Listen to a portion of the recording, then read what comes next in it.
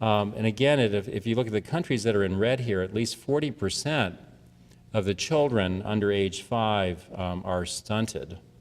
And so that's most of the countries in sub-Saharan Africa and through the Indian subcontinent, where I'll be flying to tonight.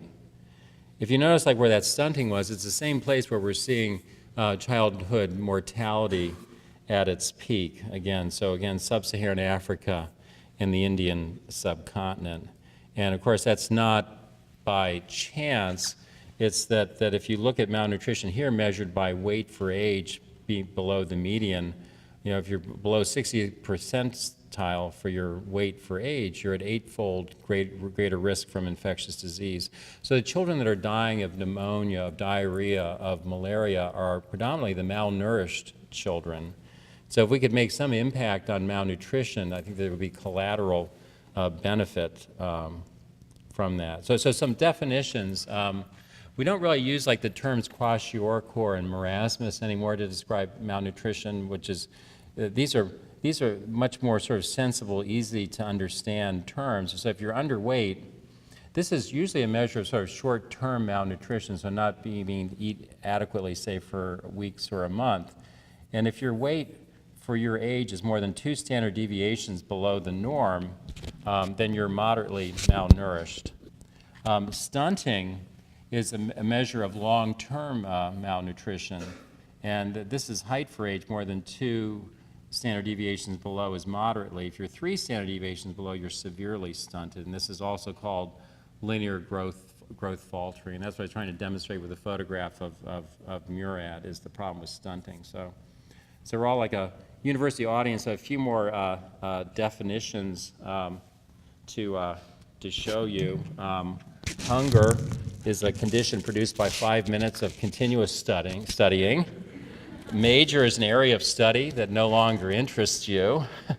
Student athlete, apologies to anybody in the audience, see contradiction in terms.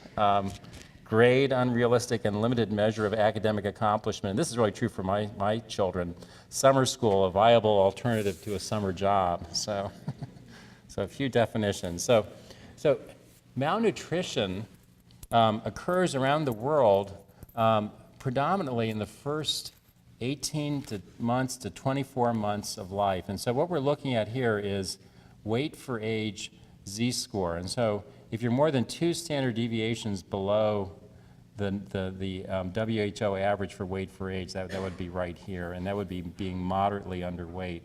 If you look at children that are born in Latin America, Africa, and Asia, you notice that they're born really at about average.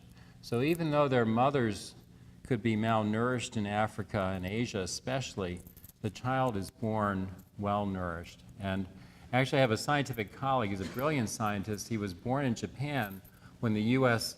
had blockaded Japan during World War II, and there was tremendous famine in Japan. And he said that when he was born, all of his mother's teeth fell out because the placenta had absorbed all the calcium, so, for his bones. And of course, he was not affected by this at all. He was an absolutely brilliant man. But this still goes on today. So even though the mother is malnourished, the child, for the most part, is born close to normal. But you notice what happens in all 3 continents, this dramatic drop-off in weight for age in the first 1 to 2 years of life. So this is terrible, but it was also a scientific opportunity, because that means if you can closely follow children over the first 2 years of life, you have the opportunity to try to understand, well, what's going on? Because this is an average, so it's not every child is underweight, but half of them are, and half are not. And so again, that's a big advantage of a scientific study if you can compare. Thank you. If you compare 50% of the children have the phenotype and 50% don't, then that's a very well-powered study. Well, the Gates Foundation has been very generous in supporting this work that I'm going to show you on malnutrition. And the reason that they're willing to do that is that we have a knowledge gap. Again, we're sort of a university audience. I think we understand that's really our role, is to fill knowledge gaps.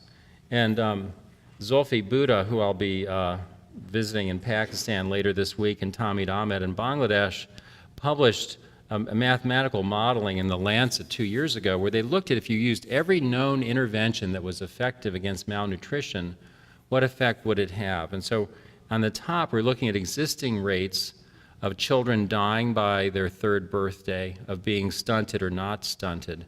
Then with every known intervention, you notice it is having an impact. So fewer children are dying, fewer children are stunted, but there still is a tremendous amount of stunting and death that is not being answered. And this is the reason, again, that the Gates Foundation is supporting basic investigations, because known interventions are not by themselves going to be adequate to solve this problem. Now, one of the hopeful things on the horizon is lipid nutritional supplementation. And I want to just tell you a little bit about this. Complementary foods, what that means is when you're nursing your child, by about 6 months of age, it's recommended around the world that breast milk is not sufficient for the caloric and nutritional needs of the child, and so you start giving complementary foods that might be like rice cereal, for example. In low-income settings, these complementary foods are low in essential micronutrients and fats. And so the question is there a way that these complementary feedings could be supplemented with essential micronutrients, vitamins, and with fats that are lacking?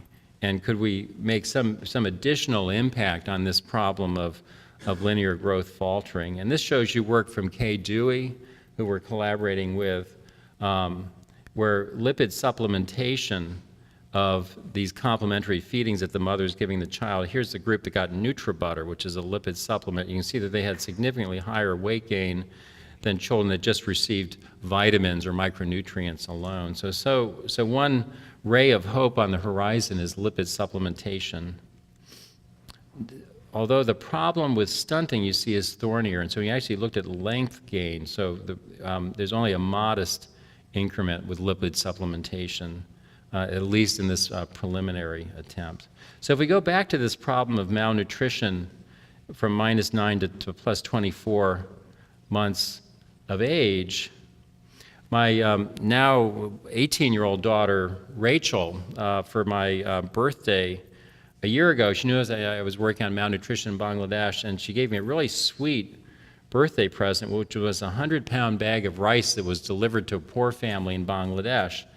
I thought that was very sweet, but the way that she was thinking about malnutrition was wrong, which was also, initially I was wrong as well, thinking about what the cause of malnutrition, that it's actually more than the lack of food. And if you take one thing away from listening to me tonight, I hope that that'll be what you'll tell someone about, is that it's more complicated than just not getting enough food.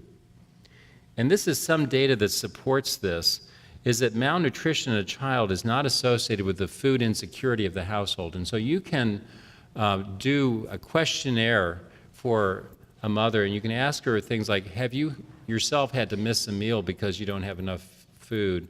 Have you had to cut back on the size of portions for a meal for your children because you don't have enough food? And you can come up with a quantitative number of food insecurity, and you can actually here dichotomize homes between being food insecure and food secure.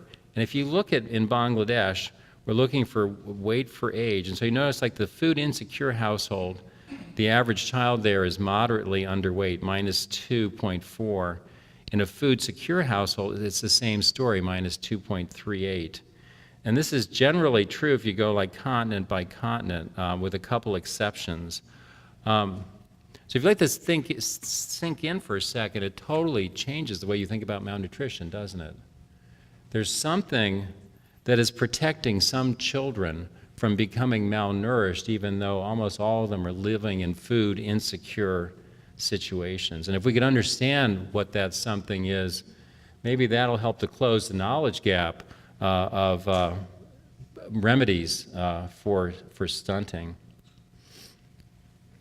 Well, so starting 3 years ago, we had the hypothesis that host susceptibility to metabolic syndrome in the United States, where we all eat too much, and malnutrition in Bangladesh might be just two swings of the sort of genetic pendulum. And so for the metabolic syndrome, we know that not each of us is equally susceptible to developing the metabolic syndrome, and there are genetic polymorphisms that predispose you to type 2 diabetes as well as metabolic syndrome.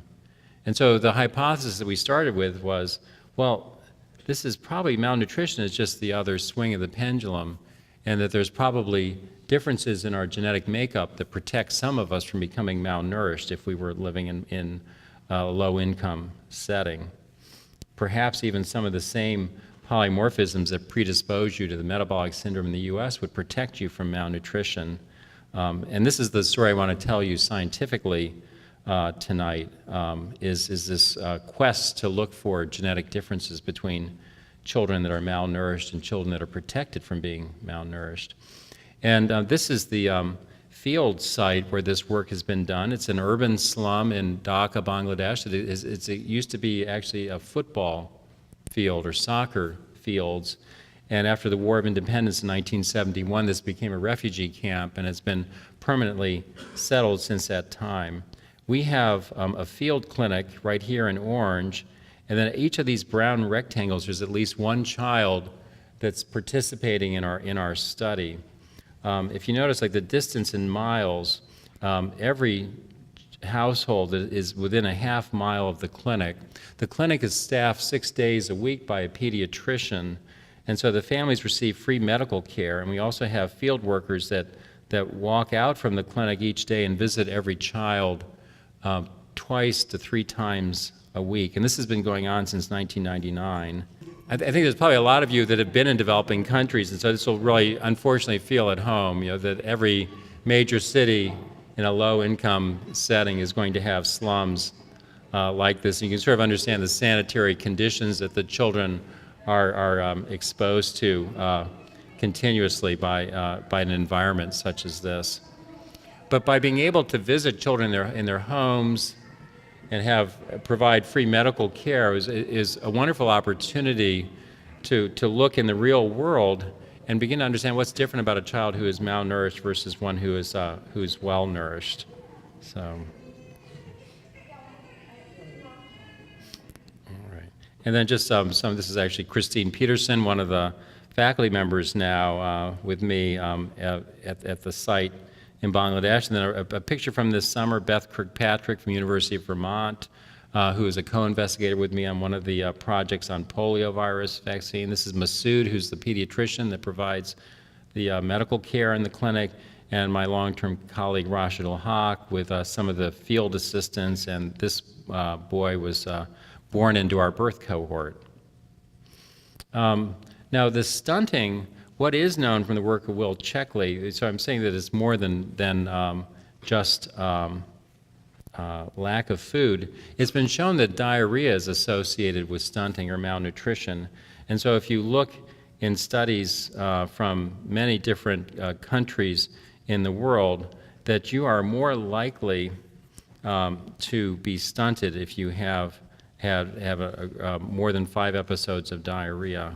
And I say this to give you an idea, like what we think is going on. It's kind of important that you understand like what we hypothesize is going on. Is we think that children in these slums are exposed continuously to fecal organisms, having diarrheal infections, also having chronic inflammation from that. And so it changes their bowel in a way that promotes them being malnourished. So this is what your small bowel looks like normally, and these are villi, and this is the absorptive surface of your small bowel. And by going in and out, it's sort of like, like the coast of Maine or something, which is probably like thousands of miles long. Well, your surface area of your intestine normally would cover a tennis court. But with chronic inflammation, these villi fuse, and so like instead of being like fingers like this, they fuse together like a leaf, and the surface area goes down. There's a lot of inflammatory cells there, and this is no longer functioning normally. And so we think that this is part of what is making this such a thorny problem to solve, is that the gut itself is not normal because of the conditions these children are growing in. Bangladesh mothers are very, very good about nursing. Exclusive breastfeeding extends to 4 months of age. The national recommendations would be 6 months, but 4 weeks. But enteric infections nonetheless are common.